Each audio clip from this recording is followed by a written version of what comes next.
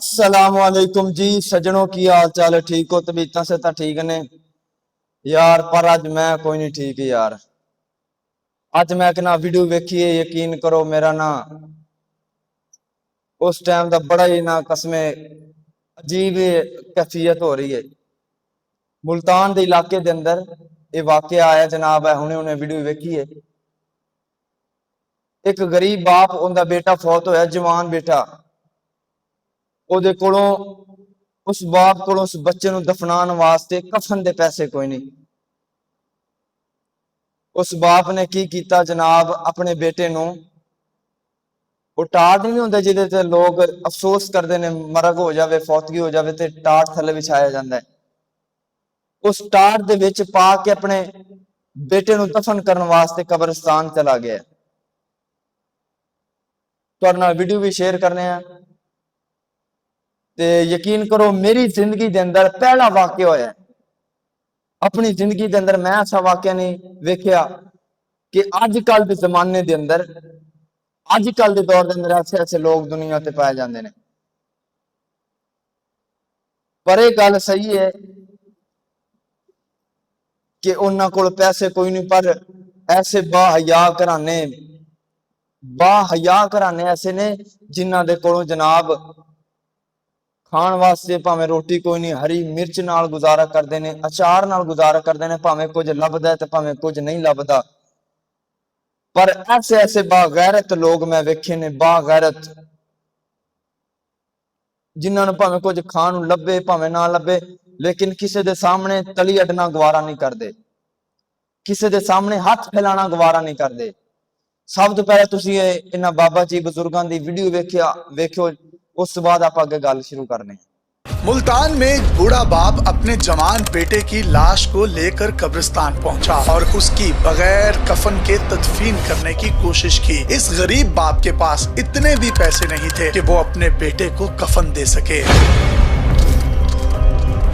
ये जो वीडियो आप अपनी स्क्रीन पर देख रहे हैं, ये है वो बूढ़ा बाप जिसके फटे हुए गंदे पैबंद लगे हुए कपड़े और उसके चेहरे के खदोखाल बता रहे हैं कि वो गुर्बत की लकीर से भी नीचे जिंदगी गुजार रहा है। ये कब्रिस्तान में मौजूद है और पीछे आप बेटे की मैयत देखिए। फौतगी पर जो दरियां बिछाई जाती हैं जमीन पर, जिनके ऊपर बैठकर लोग सोग मनाते हैं, उस दरी को बेटे की मैयत के ऊपर डाला हुआ है और उस दरी के नीचे बेटे की लाश है। और शायद इसको ये दरी भी किसी कब्रिस्तान वाले ने दी होगी।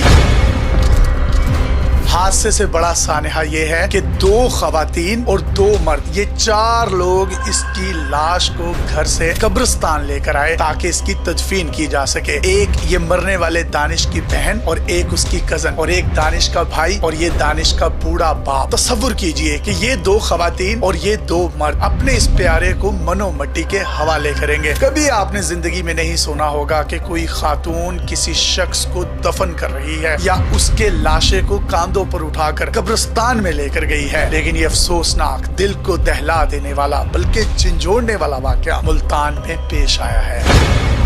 की बहन है, आप बहन है, ये भाई है, सब लोग इनको दफन कर रहे हैं। जनाब वीडियो तुसी देख लीजिए, खुदा दी कसम है ऐसे ऐसे गरीबों का ख्याल करा करो, ऐसे गरीबों नूं लभ लभ के उन्हां नाल तावन करया करो।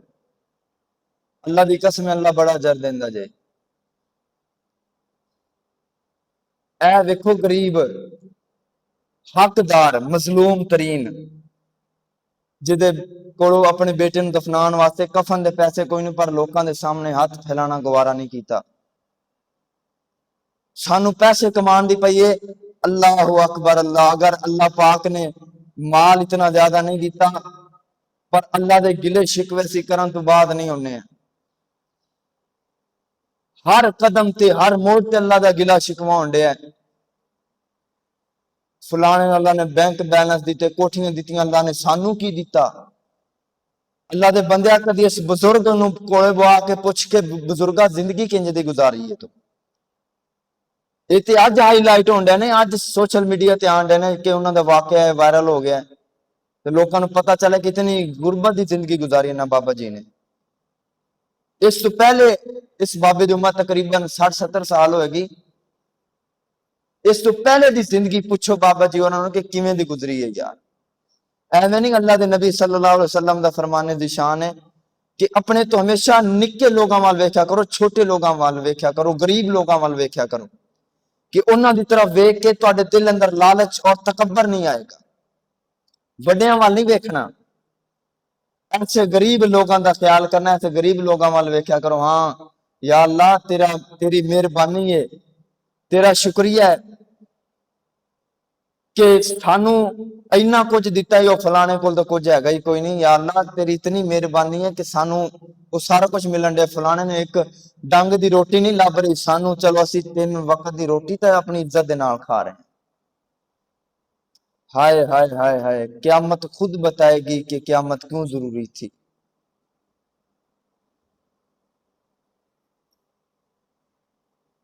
बुजुर्ग बाप अपने बेटे नु दफनान वास्ते गया है, पर किसी ने उन कफन वास्ते पैसे नहीं दिते यार। जनाब इत्थे इख्तिताम करने हैं। अगर ये वीडियो तुहानू पसंद आवे, इस वीडियो नु लाइक शेयर करना है, कमेंट करना है और अपनी राय का इजहार जरूर करना। मिलने हैं अगली वीडियो के अंदर। अस्सलाम वालेकुम वरहमतुल्लाह।